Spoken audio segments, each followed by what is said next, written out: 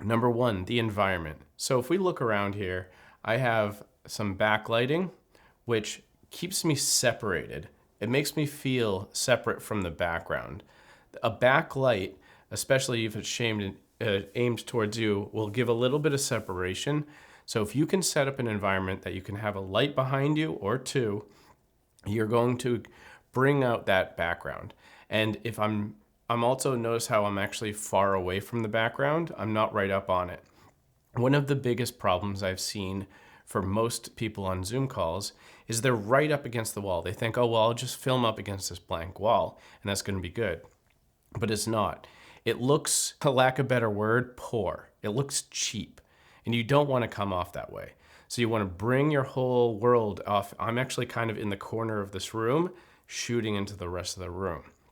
And this is going to give that sense of depth and air and a sense of majestic space because it's not crammed up. So you're not going to feel crammed up. So when you look at myself and when I'm speaking, it's going to feel large. It's not gloomy, like I said, so there's that light.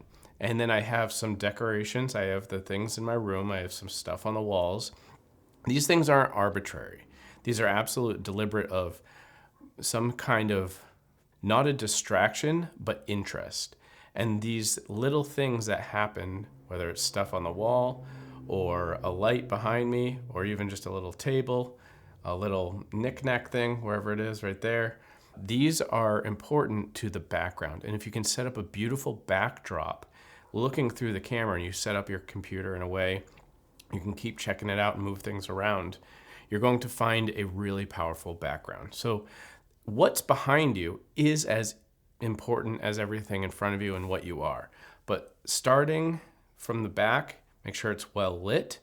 Hopefully you can bring those lights aimed towards your back or have something that's kind of glowy and have some visual interest. But what you don't want is distractions. One thing that I would say stay away from is technology. Try to get rid of any technology such as a TV, microwave, any appliance shouldn't be in the background. It should almost feel like there's no such thing as electricity other than lamps. That is one of the first ways to make a good background without it being distraction.